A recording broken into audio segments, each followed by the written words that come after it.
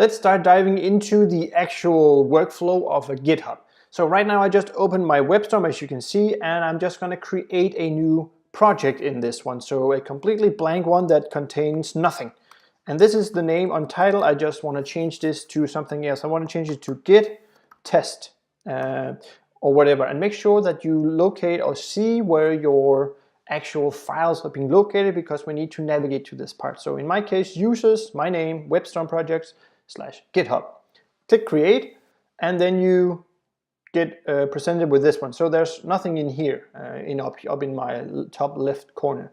So I just want to add a file. If I can right click on my computer, new file, and I want to add an HTML. I want to add an index file.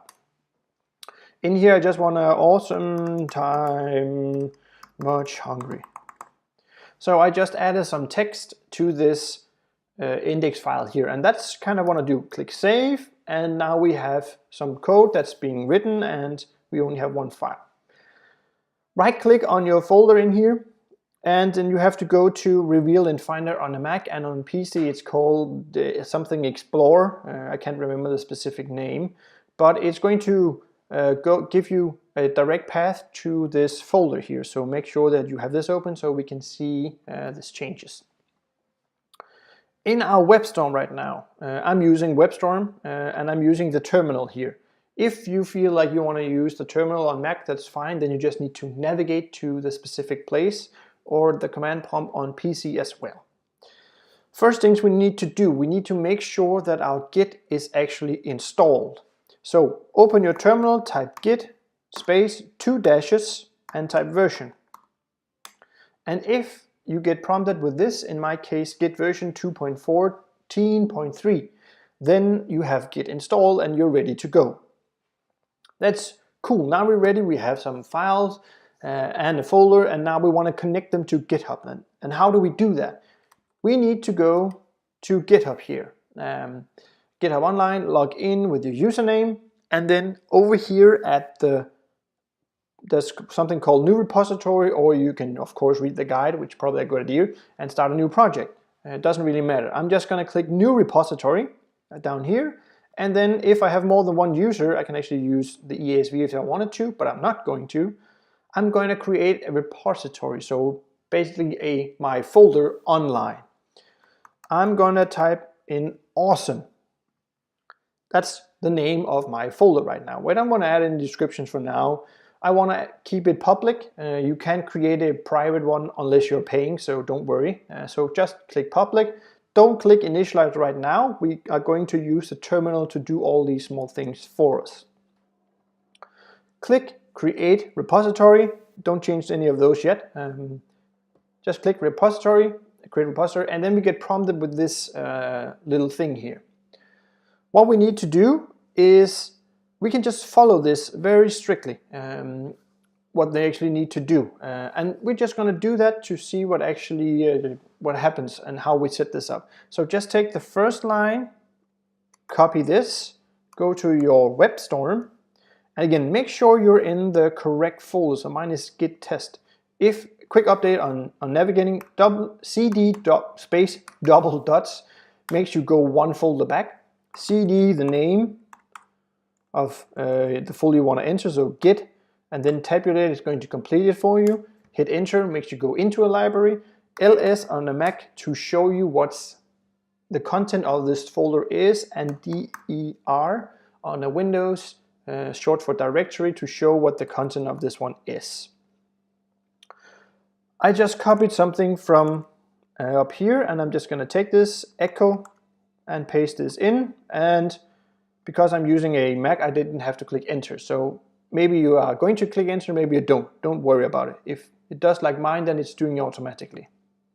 Next thing I want to do is I want to use the git init, which is short for initializing. So we're initializing our folder locally on my computer like this, and telling that the git test now is going to be a git folder, a git repository. So click enter. And then it says, ooh, initializing empty git repository and blah, blah, blah, blah, blah, my path.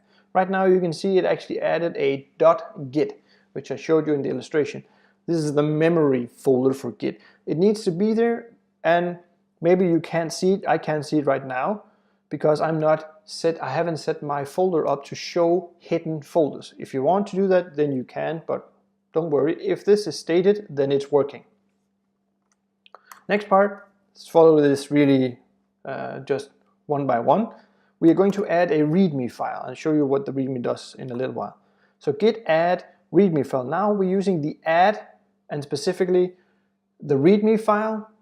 We're going to add that one. And for some reason it says did not match any type. That's because this one up here didn't work. So I'm just going to copy this again and hit enter. So echo, create the file called that's part of this command and call it README. So I'm going to git add README again, and now it's up there. Next part I should do is commit. And we just enter that in, so git commit, like in the illustration, I do a message, first commit, and that's really fine. And then it comes with this, oh my god, there's a lot of text. Don't worry about it. It's just saying, make sure that you are having your login information and so on and so on. What we want to do next is this part. Just copy this, so we're remotely connecting them to each other. So git remote is looking on GitHub, and the origin is basically just the master or the primary branch. We use this here, and then the link to this specific GitHub repository. You can see it's the same as up here, github/myname/awesome. So exactly the same with a .git at the end. Copy this, go to your Windows, your terminal, click enter, and if you get no error, same as my machine, then it's working. So don't worry anymore. And the last part we want to do is just git push -user origin master. Position and push is now like I showed the illustration, the commit is just before it's online, and the push is actually pushing it right over the top. So it's online -user is us, so U is short for user, to origin and the master branch. If right now I'm logged in on my user, so it doesn't ask me, but if you're not logged in, it's going to ask you for your log information. Mine would be like this, like so. I can't even do it right on a Mac right now. So like this would be my login. I will hit that in, and then it would also ask for my password. So make sure you know your password and login for information while doing this.